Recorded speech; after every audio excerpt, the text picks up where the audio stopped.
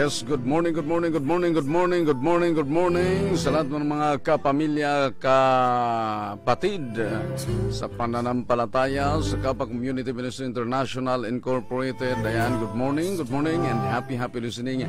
Araw po ngayon mga kaibigan ng Biyernes, ano na ba? Lapit na po yung ating anniversary. Antabayanan yung mga kaibigan at ating pong mapapanood yung ating thriller doon sa ating history ng ating tunay na karanasan ng ating buhay. At ito po'y ang magiging actor po nito ay si Cesar Montano. Ayan. At ito po ay ating mapapanood doon sa ating anniversary, no? Sa anniversary. So thriller pa lang 'yan, pero yung buong pelikula, medyo isasali po natin 'yan doon sa Manila Film Fest sa Nobyembre at Disyembre. So sa lahat po ng mga members ng Kappa, kailangan po natin suportahan, no, na manalo tayo doon sa ating pelikula na magiging entry doon sa Film Fest. So napakaganda po na pelikula at hindi lang basta-basta pelikula at maaksyon, kundi po punong-puno po ng aral na kung saan ang mensahe po ng ating Panginoon ay doon po natin mapapanood at mapapakinggan na yung mga tao na parang walang-wala ng pag-asa sa buhay, magkakaroon sila ng pag-asa na yung tinatawag na if there is a cloud, it is very sure that the sun still shining behind that. Yun yung mensahe, no? Kasi medyo yun na nga yung ating karanasan sa buhay, simula po elementary, bata pa hanggang nagiging nagbibinata hanggang sa nag-asawa. So yun yung mga napaka-excited na pangyayari sa ating buhay at doon po natin makikita talaga yung mga totoong nagaganap doon sa aking buhay. So suportahan po natin mga kapamilya, mga kapatid, ang ating pong pelikula na i-entry po natin doon sa Manila Film Fest, no? At magiging worldwide, ano yan, yung mga contest nila, yung mga international na mga contest ng pelikula. So suportahan po natin yung ating pelikula, no?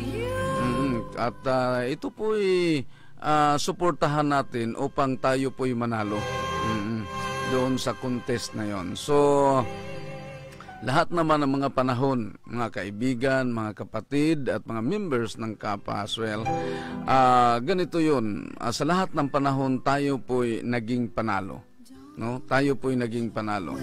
Halimbawa, doon sa ating medical school, tayo po'y nag-top, no? Tayo po'y nag-top doon sa licensing pharmacist licensing examination. So top notcher po yung ating medical school. So palagi tayong nakaranas ng panalo. Okay?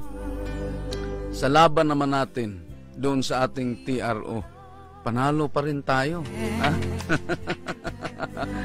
Panalo pa rin tayo. So yung TRO po natin makukuha po ngayong umaga. Actually napirmahan na po lahat at ira-round pa yan sa mga branches. Then matapos yan ngayong araw, first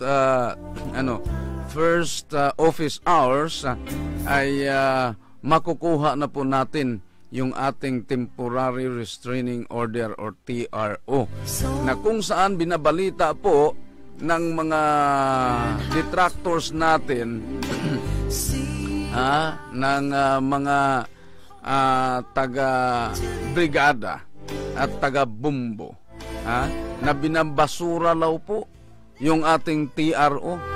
Ngayon na nakuha na natin yung TRO, ano pang masasabi nila? Ano pang masasabi nila? Balita nyo naman na nakakuha na ang kapa ng TRO.